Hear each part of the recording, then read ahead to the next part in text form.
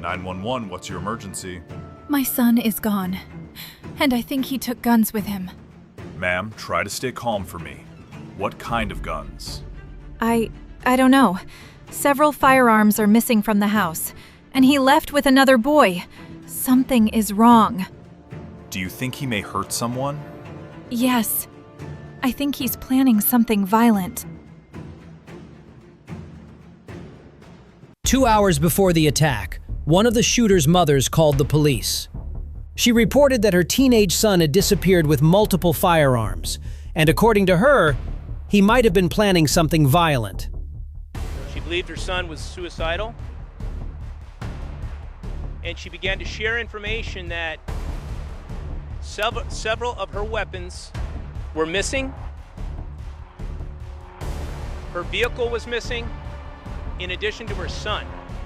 At that moment, San Diego police had no idea where the suspects were going. But while officers searched across the city, 2 armed teenagers were already driving toward the largest mosque in San Diego County. May 19th, 2026. The morning had started normally at the Islamic Center of San Diego. Meanwhile, police patrols across the county had already been alerted to search for a stolen vehicle connected to the missing teenagers. At first, investigators still believed this might become a standard missing persons case. But the mother's warning changed everything. According to reports, the teenagers had allegedly left behind disturbing writings connected to extremist ideology and violence. And as officers began searching through San Diego, they still had no idea what the actual target might be. Schools, public buildings, religious centers, any crowded location could have been at risk. But while police searched, the suspects continued driving through the city unnoticed. Investigators would later begin examining possible connections to online radicalization. Federal authorities reportedly uncovered extremist material and hateful rhetoric connected to the suspects' digital activity. And although the full extent of their planning still remains unclear, investigators now believe the attack may not have been spontaneous at all. Then, at approximately 11:40 a.m., everything changed. Witnesses later reported seeing a vehicle arrive outside the Islamic Center. 2 armed teenagers exited the car wearing tactical-style clothing, and seconds later, gunfire erupted outside the mosque.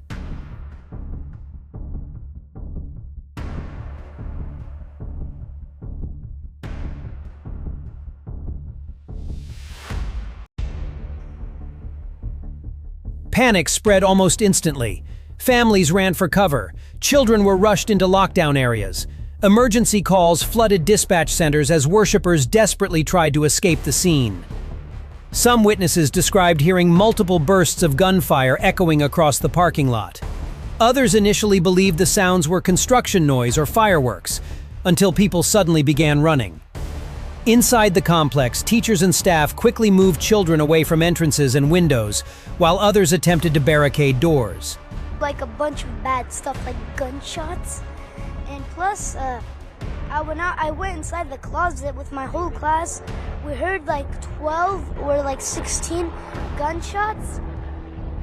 And then the SWAT team said, if you open up, then they opened the door. Videos recorded moments after the shooting show terrified families hiding behind walls as sirens approached the scene. According to investigators, security guard Amin Abdullah confronted the attackers during the chaos. Authorities later stated that his actions may have delayed the shooters long enough for others inside the mosque to escape.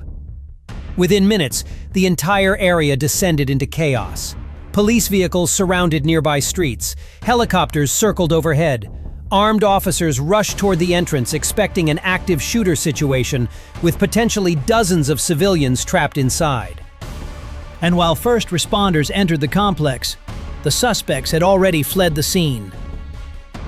Witnesses attempted to describe the vehicle to emergency dispatchers while police units raced through surrounding streets searching for the shooters. At one point during the escape, investigators say the suspects allegedly opened fire again at a nearby worker. The victim survived.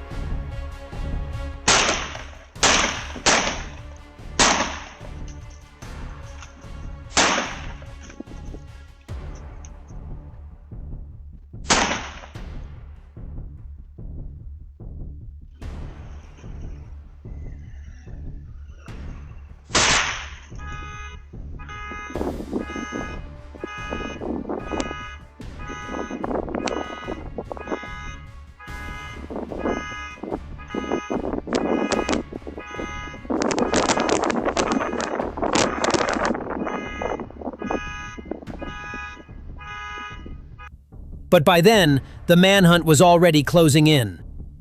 Shortly before noon, police located the stolen vehicle only a short distance from the mosque. Officers approached, expecting a possible shootout. Instead, they discovered both suspects dead inside the car from apparent self-inflicted gunshot wounds. Authorities later identified them as 17-year-old Kane Clark and 18-year-old Caleb Vasquez. The shooting was over, but the investigation was only beginning. As federal investigators searched through the suspects' digital history, they reportedly uncovered extremist writings, anti-Muslim rhetoric, and possible evidence of online radicalization. There are details and information that we are investigating as to exactly what those what the hate speech or the hate words were that were conveyed. Some of that is going to have to take more time to develop further to see where that information's coming from.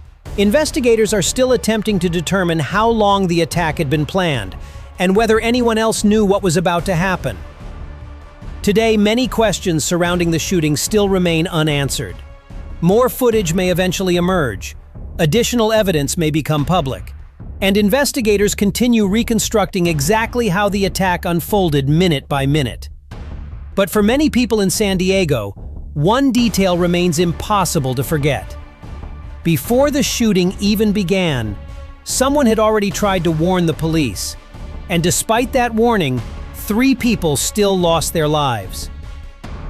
If you enjoyed this documentary and want to see more real cases like this one, make sure to subscribe and leave a like to support the channel. Thanks for watching.